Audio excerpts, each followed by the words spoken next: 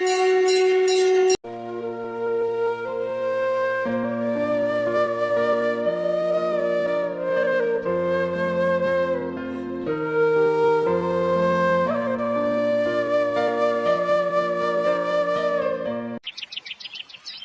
लंबी पतली और घने मुलायम लंबे बालों वाली रोशनी दिखने में बहुत ही खूबसूरत थी।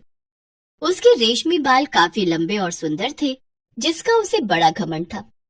रोशनी बचपन से ही शिव जी की बड़ी भक्त थी। उसका बस एक ही सपना था कि उसे महादेव जैसा पति मिले। इसलिए शिवरात्रि से एक दिन पहले, कल शिवरात्रि पर महादेव की पूजा करूंगी, फिर उनसे उनके जैसा वर मांगूंगी अपने लिए। लेकिन कल तो मंदिर में बहुत भीड़ होगी और इतनी भीड़ में वो मेरी बात नहीं सुन पाए तो ऐसा करती हूँ, मैं आज रात ही मंदिर चली जाती हूँ। उसे गांव के पास एक घना जंगल था जिसमें शमशान भी था। उसे पार करके शिवजी के मंदिर जाना पड़ता था। रोशनी शिवजी का नाम जपते हुए डरते हुए मंदिर की ओर जाती है। ओम नमः शिवाय, ओम नमः शिवाय। हे प्रभु, ना जाने क्यों मुझे एक अजीब सा डर लग रहा है। उस जंगल में चारों ओर घना अंधेरा होता है। इधर उधर से लोमड़ी और बिल्ली की भयानक आवाज आ रही होती है। रोशनी डरते हुए मंदिर की ओर बढ़ती है। तभी अचानक एक काली बिल्ली उसका रास्ता काट जाती है। फिर उसे ऐसा लगता है जैसे कोई उसका पीछा कर रहा है, लेकिन वो बिना पीछे मुड़े महादेव का नाम जपते हुए मंदिर पहुंच जाती है। हे महादेव, मैं इतनी रात को जंगल पार करके सिर्फ आपसे अपने मन की बात कहने आई हूँ। महादेव, मुझे भी आपके जैसे पति की इच्छा है। मैं चाहती हूँ कि मुझे भी आपके जैसा वर मिले। लीजिए ये जल, आप मेरी ओर से स्वीकार कीजिए। उसकी ये सब बातें देवलोक में बैठी माता पार्वती सुन रही थी। लो, अब इसको भी शिव जी जैसा पति ही चाहिए। पता नहीं ये धरती लोक की सब लड़कियों की नजर मेरे स्वामी पर ही क्यों है। अब इन सबको क्या पता एक शमशान में रहने वाले पति के साथ रहकर आखिर कैसा लगता है। अब जो रहता है वही जानता है। दूर की ढोल तो सबको सुहाने ही लगते हैं। उधर रोशनी महादेव को जल चढ़ाते हुए लगातार अपने मन की बात कह रही थी।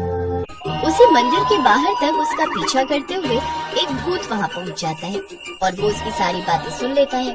ओह अच्छा, तो ये बात है। इन लड़कियों की ऐसी फरमाइशों के कारण ही मैं इस दुनिया से चला गया। इस सुंदरी को अच्छा वर चाहिए। मैं अभी इसकी ये इच्छा पूरी किए देता हूँ।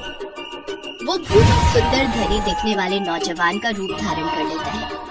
फिर जब रोशनी मंदिर से बाहर आती है तो वो लड़का उसके पास जाता है। जी सुनिए। रोशनी जैसे ही उस लड़के को देखती है तो उसके गले में दो सोने की चेन और हाथ में सोने की घड़ी और सुंदर सूरत देखकर वो उसकी ओर मंत्र मुग्ध हो जाती है। जी कहिए। मेरा नाम सुनील है और मैं दूसरे गांव के मुखिया का बेटा हूँ और फिलहाल शहर में रहता हूँ। इस जंगल से मैं अपने गांव की तरफ जा रहा था, लेकिन रास्ते में तुम पर नजर पड़ी तो तुमको खुद से बात किए बगैर रोक नहीं पाया। तुम बहुत सुंदर हो, क्या तुम मुझसे शादी करोगी? ये सुनकर रोशनी मन ही मन सोचती है, लगता है महादेव ने मेरी प्रार्थना सुन ली। लगता है उन्होंने ही इसे मेरे पास भेजा होगा। रोशनी सुनील के साथ घर आती है और अपने माता पिता को सारी बात बताती है। सुनील दिखने में बड़े घर का लग रहा था, इसलिए रोशनी के माता पिता भी इस शादी के लिए मान जाते हैं। फिर दोनों की शादी हो जाती है। शादी के बाद सुनील रोशनी से कहता है, देखो रोशनी, अभी मेरे घर में मेरे माता पिता शायद तुम्हें इतनी जल्दी स्वीकार नहीं करेंगे, इसलिए कुछ दिन अभी हमें यहीं तुम्हारे घर पर ही रुकना होगा। ठीक है सुनील। सुनील ससुराल में अपनी पत्नी के साथ रहने लगता है। एक दिन रोशनी के पिता मांस मछली लेकर बाजार से आते हैं और उसे किचन में लाकर रख देते हैं। उसकी महक से सुनील खुद को रोक नहीं पाया और रसोई में जाकर उस कच्ची मछली को देखकर शैतान का रूप धारण कर लेता है। तभी वहाँ से गुजर रही रोशनी की नजर अपने शैतान पति पर जाती है, जो दोनों हाथों से कच्ची मछली खा रहा होता है। ये देखते ही रोशनी घबरा जाती है और उसे उल्टी हो जाती है। अरे, इसने तो मुझे देख लिया, अब मुझे इसे मारना होगा। सुनील रोशनी को मार डालता है, जिसके बाद रोशनी चुड़ैल बन जाती है। वो अपना ऐसा भयानक रूप देखकर खूब रोती है। फिर गुस्से में शिव जी के उसी मंदिर में जाती है। क्यों किया तूने भोलेनाथ मेरे साथ ऐसा? मैंने तुझसे तेरे जैसा पति मांगा, लेकिन तूने मेरा ब्याह एक शैतान से करवा दिया। तूने एक इंसान का ब्याह शैतान से करवाया ना, अब एक चुड़ैल तुझसे यानी कि भगवान से ब्याह करेगी। हाँ हाँ हाँ हाँ।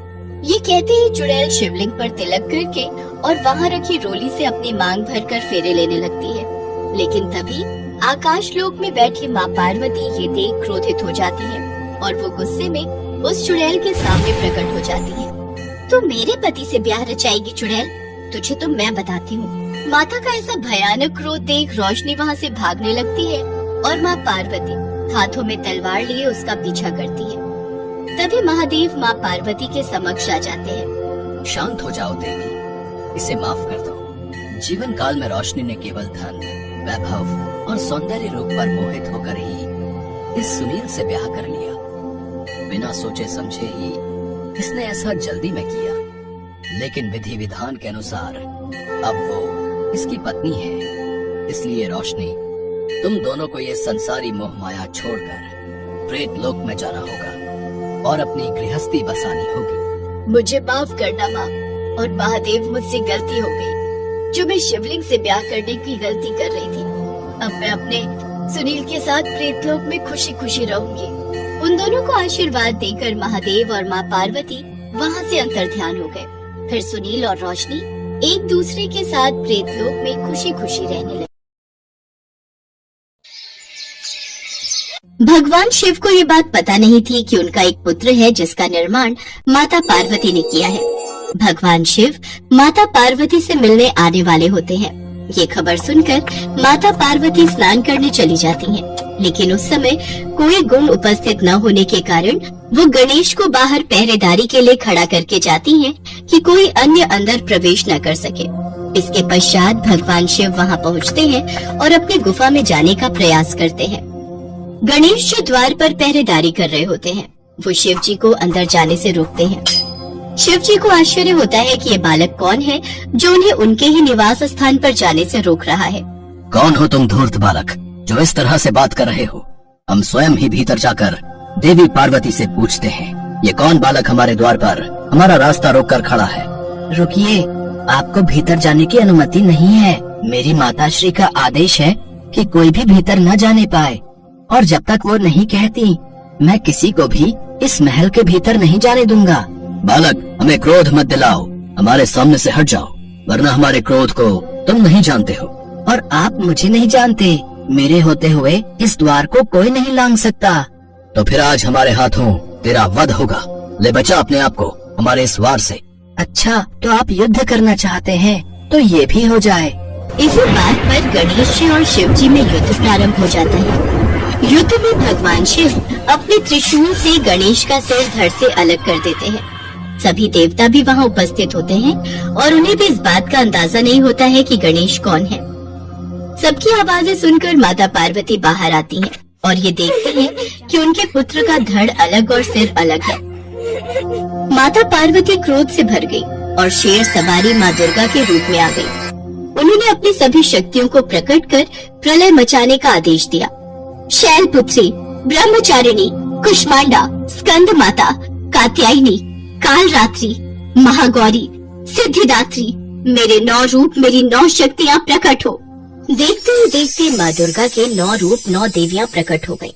मेरी शक्तियों सारे संसार में प्रलय मचा दो। सबसे पहले उनका विध्वंस करो जो मेरे पुत्र को मारकर आनंद मना रहे हैं, विजय उत्सव मना रहे हैं। स्वजन परिजन का भेद भुलाकर जो मिले उन्हें तुरंत यमपुरी पहुंचा दो। जो आज्ञा मातेश्वरी। सभी देवी शक्तियाँ संपूर्ण कैलाश सहित पूरे ब्रह्मांड में विध्वंस करने लगी। संपूर्ण ब्रह्मांड में कोलाहल मच गया। सभी ऋषिगण और देवतागण माता से प्रार्थना करने लगे, हे मातेश्वरी, शांत हो जाइए, नहीं तो अनर्थ हो जाएगा। ये पूरी सृष्टि आपके क्रोध की ज्वाला से भस्म हो जाएगी। जब तक मेरा पुत्र जीवित नहीं हो जाता तब तक चारों ओर ऐसी ही तबाही मची रहेगी। अब तो भगवान भोलेनाथ ही कुछ कर सकते हैं, हम सभी को उनके पास जाना चाहिए। सभी देवतागण और ऋषिगण भगवान भोलेनाथ के पास जाते हैं। हे महादेव, माँ पार्वती का क्रोध बढ़ता ही जा रहा है। उनकी 9 शक्तियाँ पूरे ब्रह्मांड का विध्वंस कर देंगी। कुछ कीजिए प्रभु, उनका क्रोध शांत करने के लिए कुछ कीजिए।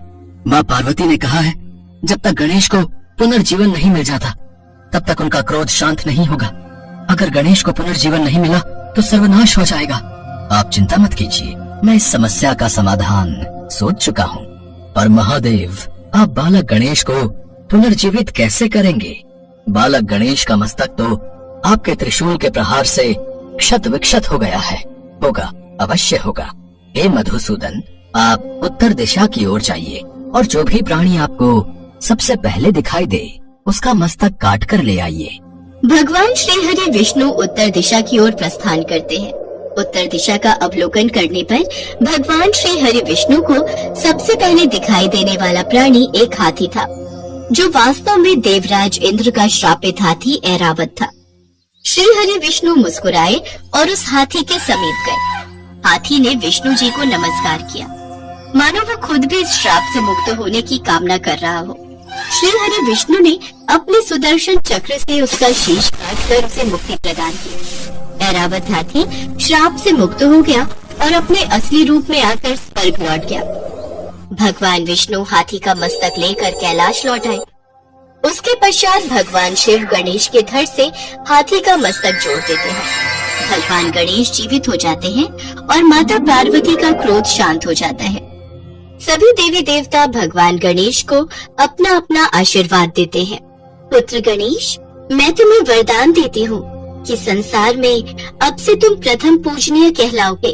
कोई भी मंगल कार्य शुरू करने के लिए प्रथम पूजा तुम्हारी होगी।